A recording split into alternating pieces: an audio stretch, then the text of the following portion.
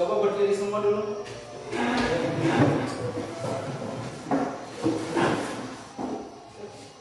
Oke. Bapak kira bajunya masih ada yang di luar. Oke, silakan duduk kembali. Aco, topinya disimpan di dalam laci. Jadi kan dalam ruangan. Jadi yang di atas meja itu hanya buku, kemudian alat tulis. Sudah? Oke. Coba perhatikan di sekitarnya, apakah ada sampah atau tidak di bawah mejanya atau di mana? Ada? Ya, kalau ada sampah dibuang di tong sampah. Absen dulu. Adam. Afgan.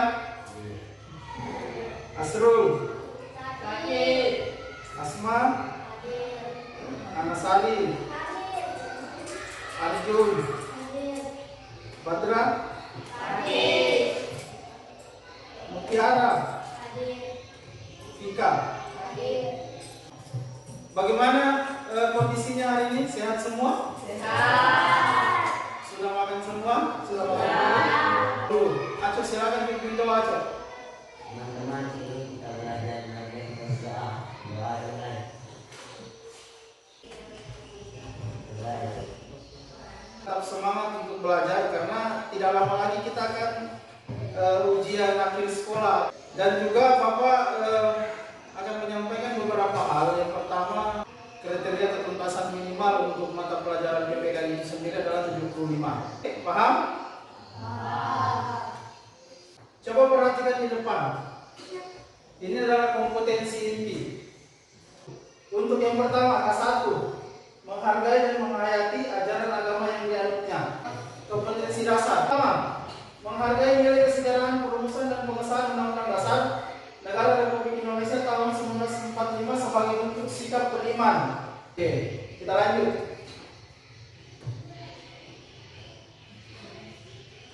Nah, ini yang berikutnya yang harus kalian miliki. Indikator pencapaian kompetensi. Jadi yang pertama, bersyukur atas anugerah Tuhan, bangsa Indonesia memiliki Undang-Undang Dasar Negara Republik Indonesia tahun 1945. Lanjut. Nah, ini tujuan pembelajaran. Pertama, dengan model pembelajaran inquiry, peserta didik diharapkan mampu bersyukur atas anugerah Tuhan dan bangsa Indonesia memiliki UUD Negara Republik Indonesia tahun 1945. Di sini paham?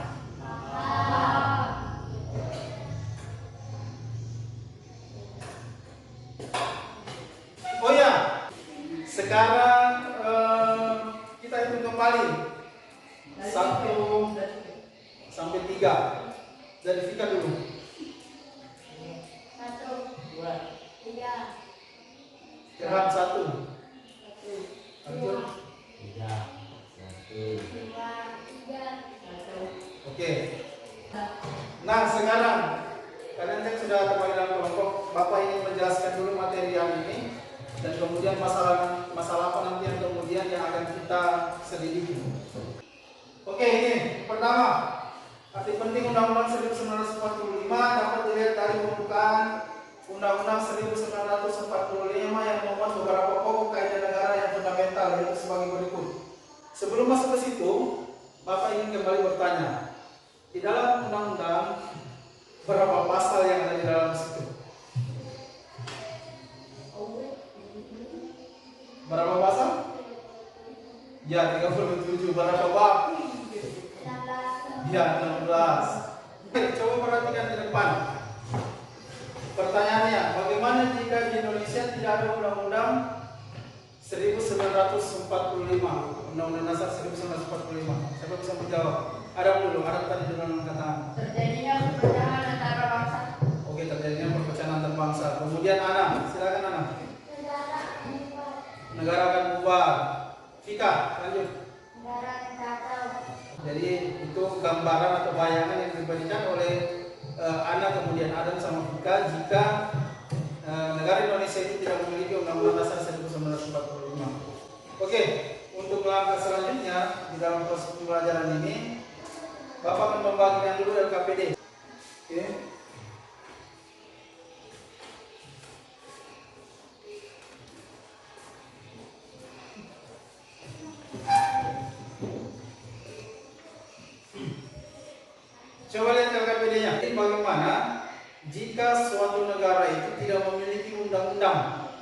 Nah, kalau tadi kan pertanyaannya Bapak di awal, bagaimana jika Indonesia itu tidak ada Undang-Undang Dasar 1945? Jadi ada tadi beberapa jawaban yang diberikan seperti negara akan kacau, negara akan terpecah belah, dan itu. Nah, hampir sama seperti itu caranya untuk menyelesaikan permasalahan yang ada di LKPD. Untuk sekarang, kalian coba kerjakan LKPD-nya pada kolom yang kedua, atau menentukan hipotesisnya. Kira-kira apa yang menjadi jawaban sementara?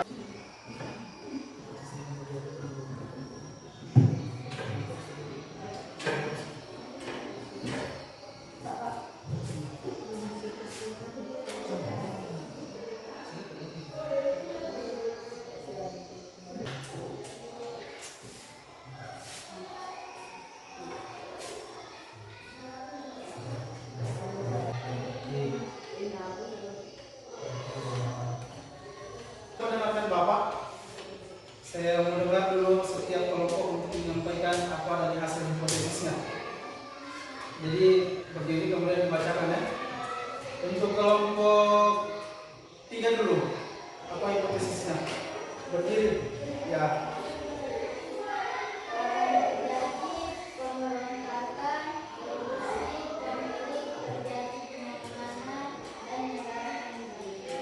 Terjadinya perpecahan antara bangsa, negara akan kacau, negara akan hancur, dan negara akan bulat.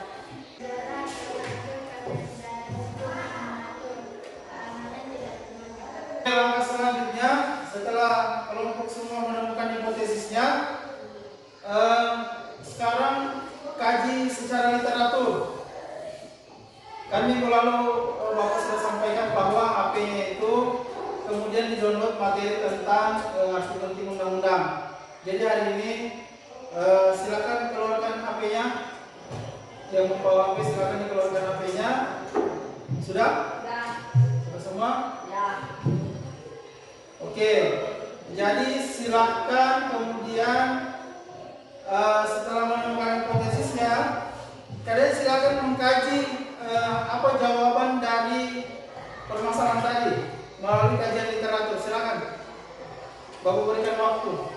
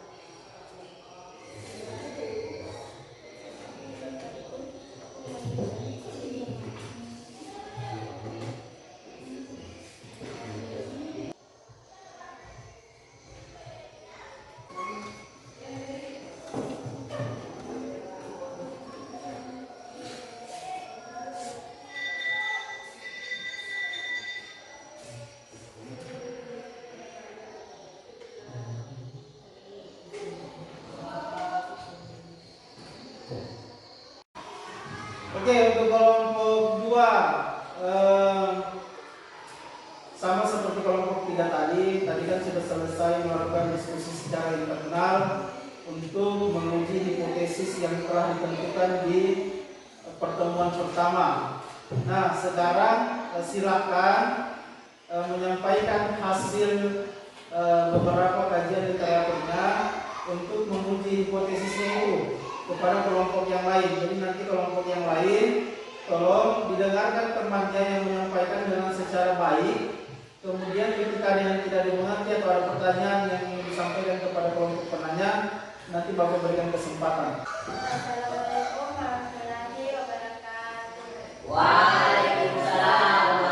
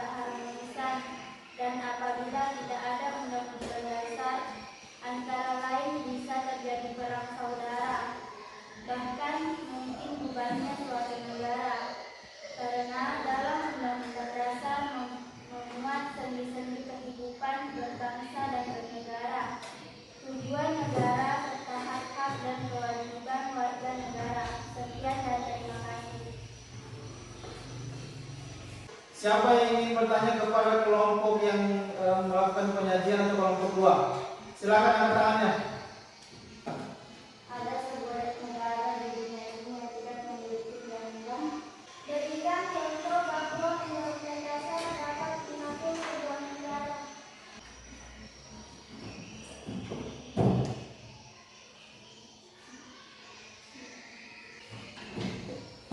Assalamualaikum warahmatullahi wabarakatuh. Waalaikumsalam warahmatullahi Wabarakatuh. Saya akan menjawab pertanyaan dari Vika.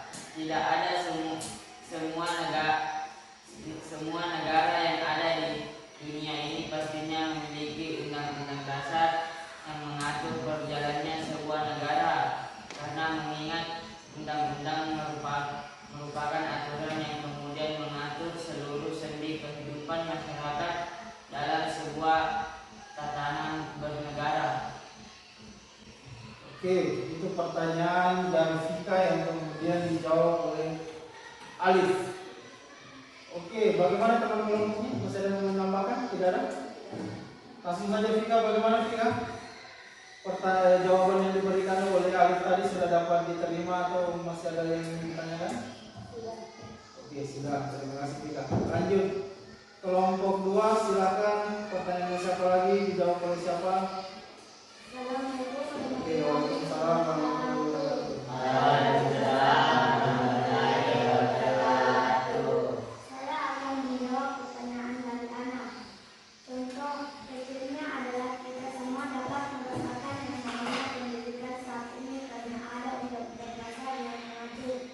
Yang berikutnya kita semua merasakan fasilitas seperti jalan, puskesmas, dan lain-lain karena ada undang-undang dasar yang mengatur. Itulah sebagai contoh bahwa negara itu diatur dengan yang namanya undang-undang dasar.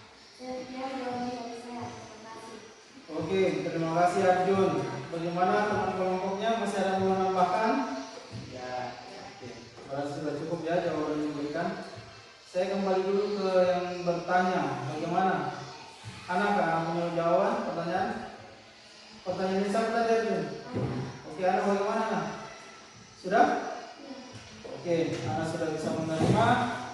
Dan kita lanjut lagi. Bapak meminta setiap perwakilan kelompok setidaknya dapat menyimpulkan hasil kajian literatur yang telah didapatkan. Itu kira-kira kan berbagai macam kajian yang telah kalian lakukan untuk menguji hipotesis. Nah, Bapak meminta kira-kira coba berikan kesimpulan dari hasil kajian tersebut, artinya jawaban intinya. Itu kira-kira siapa yang bisa duluan mewakili untuk memberikan kesimpulan? Oke, Mutiara dulu, baru anak, terakhir kelompok 2. Mutiara dulu, kesimpulan dari kelompoknya Mutiara bagaimana? Silakan. Konstitusi penting adanya karena berfungsi juga sebagai mata angin di mana sebuah negara tersebut akan dibawa untuk sebuah tujuan yang jelas. Tanpa adanya sebuah konstitusi, kemungkinan tercapainya sebuah tujuan negara sangat kecil karena tidak tercipta sebuah persepsi yang sama antar individu dalam sebuah negara. Ya, silakan Vika mewakili kelompok 1 untuk menyampaikan kesimpulannya. Setidaknya ada 4 akibat atau dampak negatif yang bisa ditimbul jika suatu negara tidak memiliki dasar negara. Dampak tersebut adalah 1. Negara tidak memiliki pedoman atau pandangan hidup. Suatu negara bisa hidup jika tidak memiliki pedoman atau pandangan hidup, karena negara tersebut tidak memiliki tujuan, visi misi, dan cita-cita yang diwujudkan bersama. Sehingga masyarakat tidak berpegang pada nilai pendidikan yang nantinya dapat hasil. Itulah tadi beberapa kesimpulan yang diberikan oleh setiap kelompok dari hasil kajian yang telah dilakukan. Jadi Bapak sempat menulis ada beberapa hal yang kalian simpulkan. Yang pertama, itu penting bahwa undang-undang dasar itu penting untuk sebuah negara. Karena kenapa dia penting? Karena undang-undang dasar itu sifatnya adalah untuk mengatur apa? Mengatur penyelenggaraan sebuah negara. Contoh, ketika Indonesia itu tidak memiliki Undang-Undang Dasar 1945, di dalam Undang-Undang Dasar 1945 itu kan di alinea keempat itu terdapat cita-cita atau tujuan bangsa Indonesia. Itu kira-kira artinya ketika Undang-Undang Dasar 1945 itu tidak ada, berarti Indonesia itu tidak memiliki tujuan atau tidak memiliki pandangan untuk kedepannya di dalam menyelenggarakan sebuah negara. Maka ketika tidak memiliki tujuan atau tidak memiliki arah di dalam penyelenggaraan sebuah negara, maka negara itu akan kacau seperti yang diungkapkan sebelumnya di dalam diskusi yang berlangsung. Oke, yang tampil untuk permainan yang pertama kelompok 1 dulu sama kelompok 2. Silakan bagi ke depan perwakilannya siapa?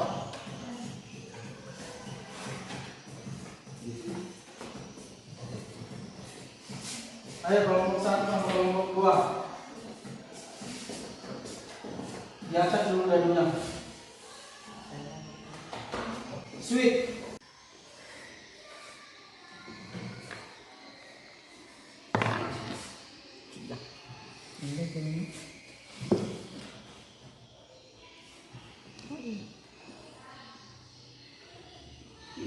Oke, sekarang dipilih dulu. Ya, di situ. Satu pertanyaan.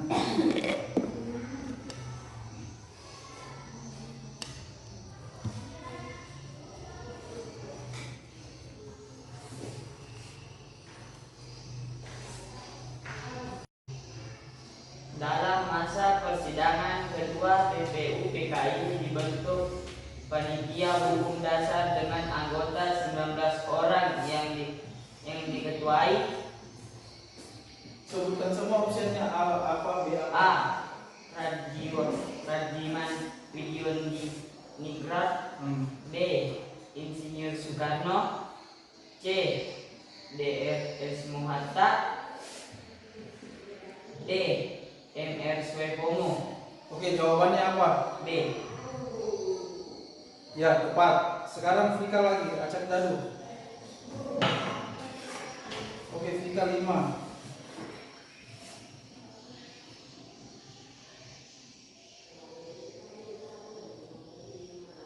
Pilih pertanyaannya Vika, dalam tahun situ.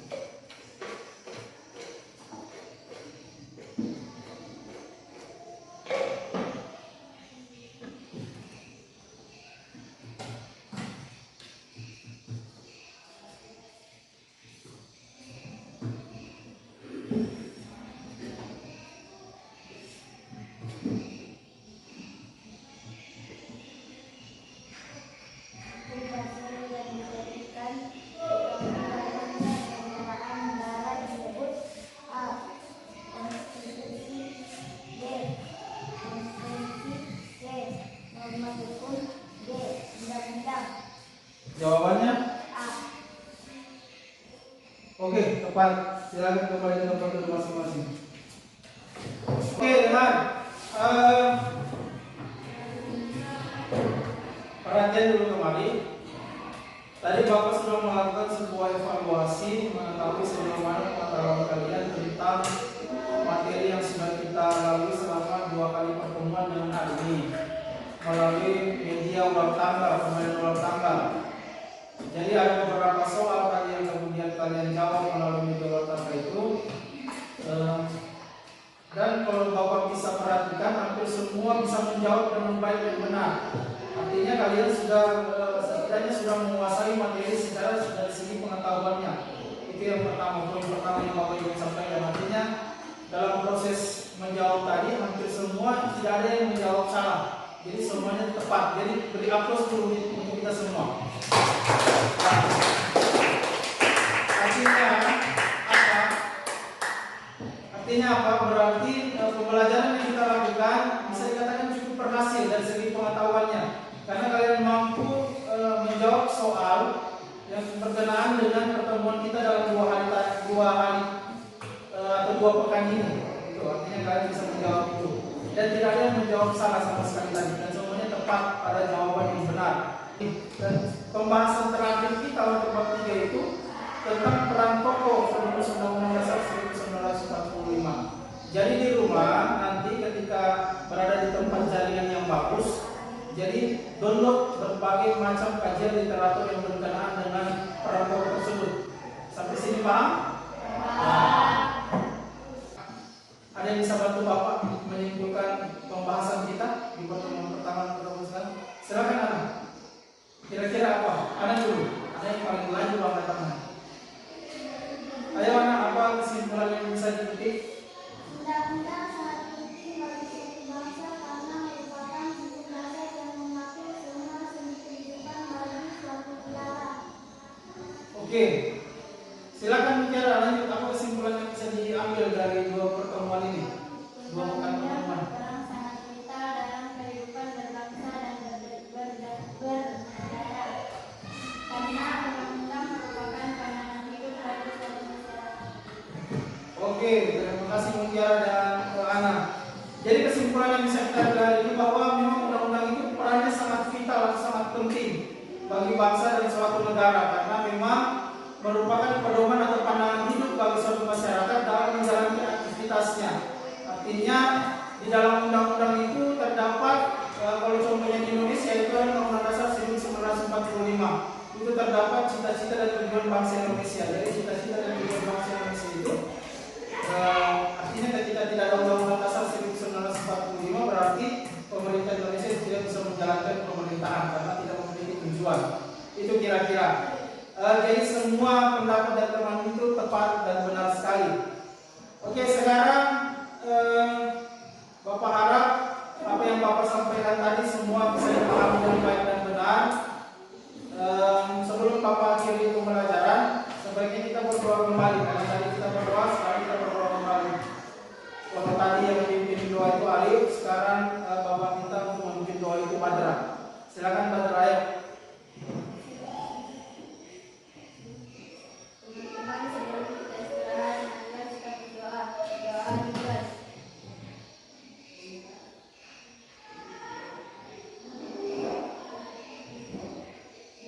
Doa selesai. Terima kasih Badra. Sekarang semua peralatan-peralatannya dikumpulkan di dalam tas. Apapun itu, semua dikumpulkan di dalam tas. Sudah? Sudah. Silakan istirahat. Bapak kiri sekian dan terima kasih. Assalamualaikum warahmatullahi wabarakatuh. Wah.